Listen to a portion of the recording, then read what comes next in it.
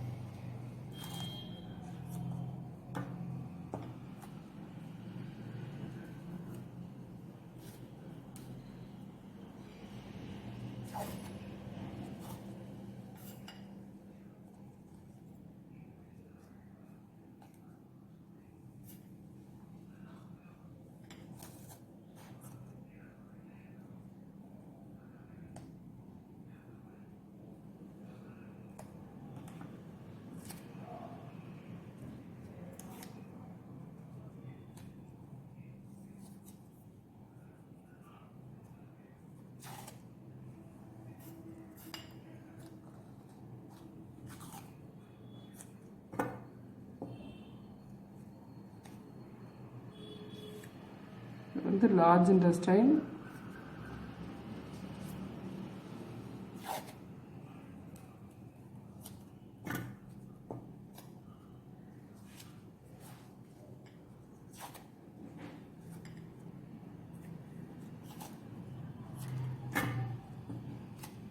இதை கரெக்டாக இந்த மூக்கு கிட்ட வைக்கணும். இந்த மூக்கு பகுதி இந்த இடத்துல இருக்கும்,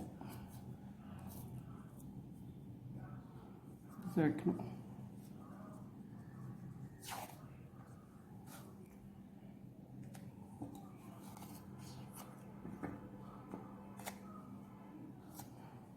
இந்த இடத்துல ஒரு மிளகு, இது மாதிரி இன்னொரு மிளகு வச்சு இங்கே ஒரு மிளகு. இப்போது இங்கே ஒரு மிளகு, இங்கே ஒரு மிளகு, அதே மாதிரி இங்கே ஒரு மிளகு, இங்கே வெந்தயம், இங்கே கடுகு, இங்கே வெந்தயம், இங்கேயும் வெந்தயம், இங்கேயும் வெந்தயம் வைக்கணும். இப்போ இந்த மாதிரி விதைகளை கட்டும் பொழுது என்ன ஆகும்னா, அவங்களுக்கு அந்த மூக்கடைப்பு, அந்த ஹெவி ப்ரீத்திங் எல்லாம் போயிடும். அதே மாதிரி பார்த்தீங்கன்னா அவங்களுக்கு அந்த ப்ரீத்திங் இல்லாதனால தலை ரொம்ப வலிச்சுட்டே இருக்கும். கண் ஒரு சைடு ஹெவியாக இருக்கும், கன்னங்கள் ஹெவியாக இருக்கும். அது எல்லாமே சரியாகும். லங்ஸுக்கும் லார்ஜ் இன்டெஸ்டைனுக்கும் தான் ரொம்ப தொடர்பு இருக்குது. நம்மளுடைய அக்குபஞ்சரில் லங் அண்ட் லார்ஜ் இன்டெஸ்டைன் அதுதான் பேரலல் ஆர்கன்னு சொல்லுவோம். அந்த ஆர்கன்ஸை ரெண்டையும் ட்ரீட் பண்ணும் பொழுதே நம்மளுக்கு அந்த மூக்கடைப்பு சரியாயிரும். அதே மாதிரி உள்ளுறுப்பு வந்து லங்கு லார்ஜ் இன்டெஸ்டைன்னா அதனுடைய வெளியுறுப்பு பார்த்தீங்கன்னா மூக்கு. அப்போ அந்த 2 ஆர்கனையும் நம்ம வந்து சரி பண்ணும் பொழுது அந்த மூக்கு வந்து நம்மளுக்கு சரியாயிரும் அப்படிங்கிறது தான் எங்களுடைய கான்செப்ட்.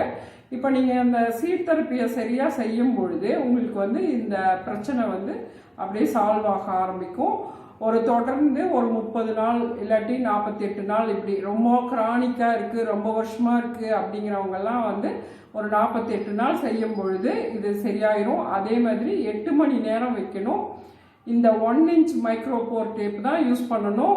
அப்போ தான் வந்து இந்த விதைகள் வந்து ப்ரீத் பண்ணி அதனுடைய சத்துக்களை நம்மளுக்கு கொடுக்கும். இதையெல்லாம் கரெக்டாக செய்யணும். அப்போ தான் வந்து உங்களுக்கு இந்த ப்ராப்ளம் வந்து சரியாகும். இதை செய்து பயனடையுமாறு கேட்டுக்கொள்கிறேன். வாழ்க வளமுடன்.